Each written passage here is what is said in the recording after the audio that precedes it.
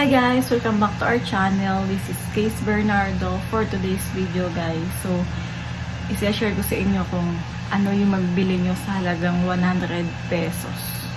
Kasi galing ako kanina sa may talipapa dyan sa may labas. Malapit lang dito sa aming apartment. Kasi lumabas ako at yun kasi yung iluluto ko mamayang hapon na ulam namin.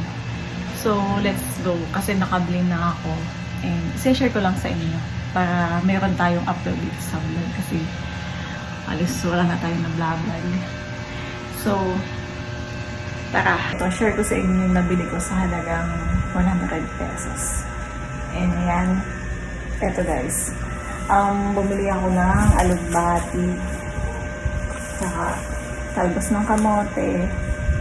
And then, so bumili ako ng 2 pieces ng sweet potato, 2 pieces of tomatoes, and onion, 2 pieces, tsaka isang papaya.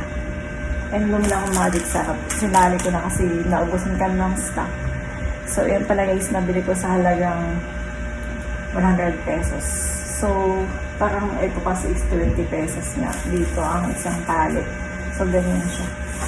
So, yun nga, ganito talaga rito sa syudad,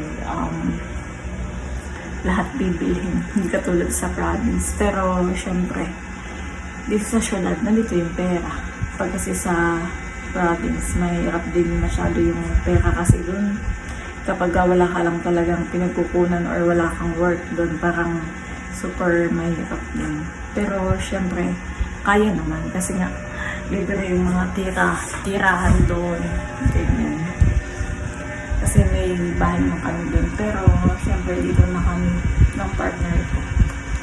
At, nandito yung work. Kaya, dito na kami. So, yun lang guys.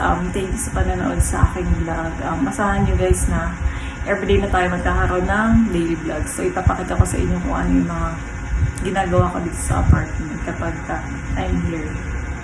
Bye!